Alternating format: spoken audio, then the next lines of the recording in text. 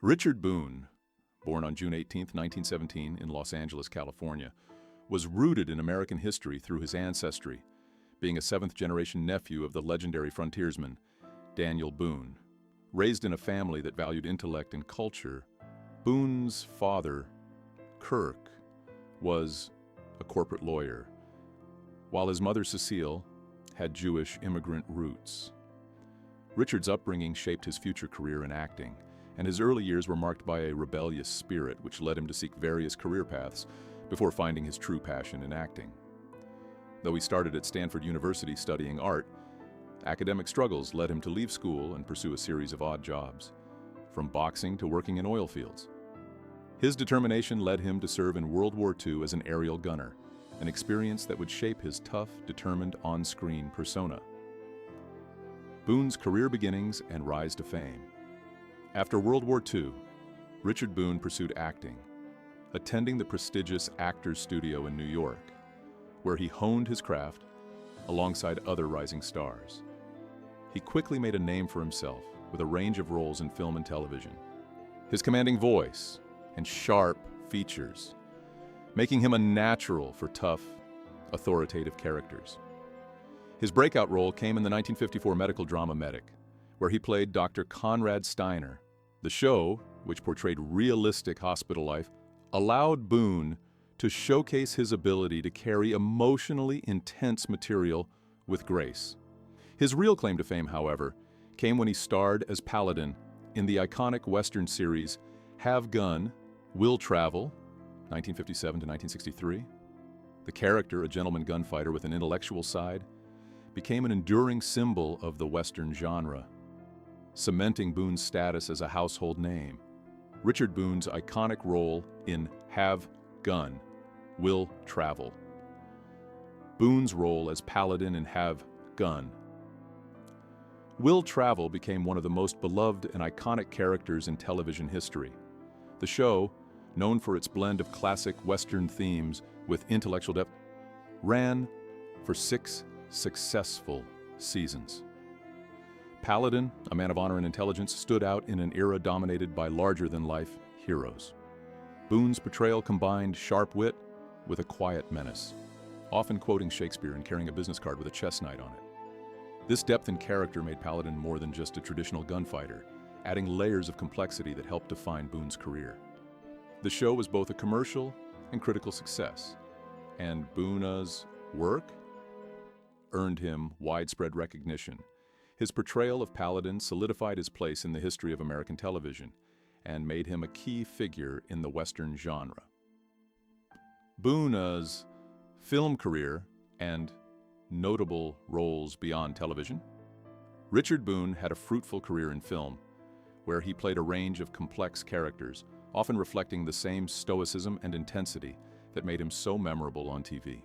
In the 1957 film, The Tall T, Boone starred opposite Randolph Scott in a taut, suspenseful Western.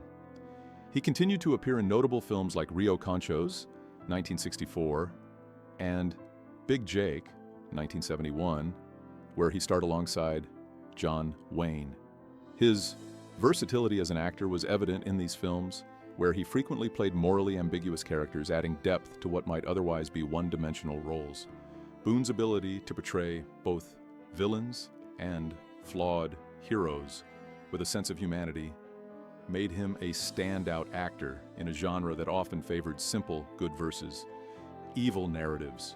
His performances left a lasting impact on audiences and colleagues alike. Later, years and move to Hawaii. In the 1970s, Richard Boone shifted his focus away from Hollywood, relocating to Hawaii for a quieter life away from the intense public scrutiny of the entertainment industry. He became involved in local theater and television production, and even launched a unique series, Heck Ramsey, 1972 to 1974, a Western forensic detective hybrid.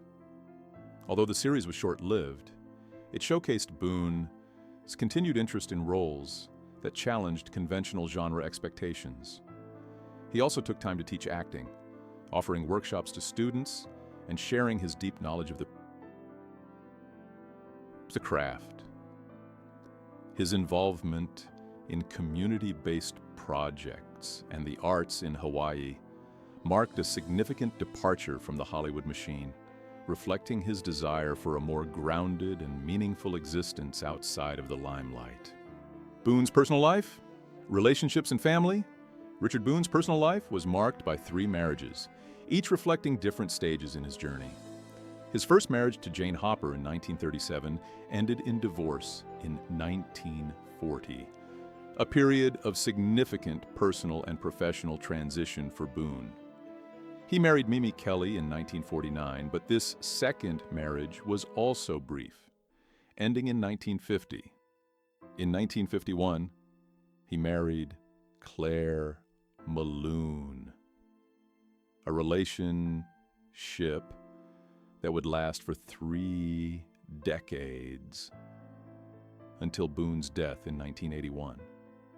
This final marriage provided Boone with stability and support, and the couple had 1 son, Peter. Peter appeared alongside his father on Have Gun, Will Travel, marking the close bond between father and son.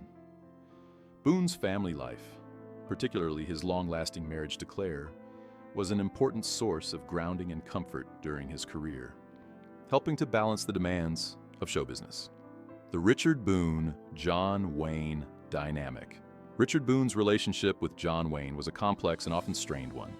Although they shared a profession and both played iconic Western roles, their personalities and values clashed. Boone, a classically trained actor with progressive political views, found Wayne's brash, ultra-conservative persona to be a source of contention.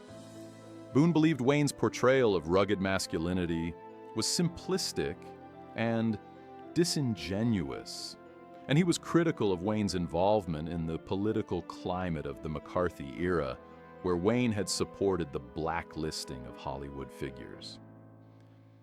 Their working relationship, particularly during the filming of The Alamo, 1960, was fraught with tension. Boone challenged Wayne's direction and leadership, and their on-set interactions were marked by mutual disdain. Boone's criticism of Wayne was not just personal, but ideological, and their relationship remained strained for years after they stopped working together. Why Boone didn't attend Wayne's funeral. When John Wayne passed away in 1979, many were surprised to see Richard Boone absent from the funeral. Although the 2 men had shared several film projects, including Big Jake, 1971, where Boone played the villain, their relationship was not one of close friendship. Boone had long maintained a deep animosity toward Wayne, which likely influenced his decision not to attend the funeral. Boone's discomfort with public spectacle and grand ceremonies also played a role in his absence. Known for being a private, introspective individual, Boone was not one to partake in public events that he felt were insincere or overly performative. His distaste for Hollywood's penchant for idolizing celebrities may have made attending Wayne's funeral feel like a spectacle he was unwilling to participate in. Boone's health and relocation to Florida. By the time of Wayne's death, Boone's health was in decline. In the years leading up to 1979, Boone had been battling a series of health issues, including the early signs of throat cancer. These health concerns, coupled with his decision to live a quieter life away from Hollywood, made it difficult for Boone to participate in public events like Wayne's funeral. After relocating to Florida in the early 1970s, Boone had distanced himself from the entertainment industry, focusing instead on local theater and arts initiatives. His declining health may have limited his ability to travel to Wayne's funeral, and even if he had wanted to attend, physical limitations would have made it difficult for him to do so. Boone's relocation to Florida marked a shift in his life, away from the Hollywood machine and its public events. Boone's independent spirit and final years. Richard Boone was known for his fiercely independent spirit. He often walked to the beat of his own drum, never doing something simply because it was expected of him. His absence from Wayne's funeral could be seen as an extension of his contrarian nature. Boone did not believe in conforming to public expectations or idolizing figures simply because they were well known. His actions were often driven by his personal principles, and he was not one to participate in grand gestures if he felt they were inauthentic. The absence from Wayne's funeral reflected Boone's unwavering commitment to living on his own terms, regardless of public opinion. For Boone, mourning was a private affair, something to be done on his own terms, without the fanfare of the media circus that often surrounded high-profile events. Boone's death and legacy. Richard Boone passed away on January 10th, 1981, at the age of 63, due to complications from throat cancer. His death marked the end of a storied career in television, film, and theater. Boone had long been a heavy smoker, and his illness was attributed to this habit. Even in his final days, he remained surrounded by close family and friends who offered comfort and support. Boone's death was a significant loss to the entertainment industry, and his legacy as a compelling actor and thoughtful individual endures.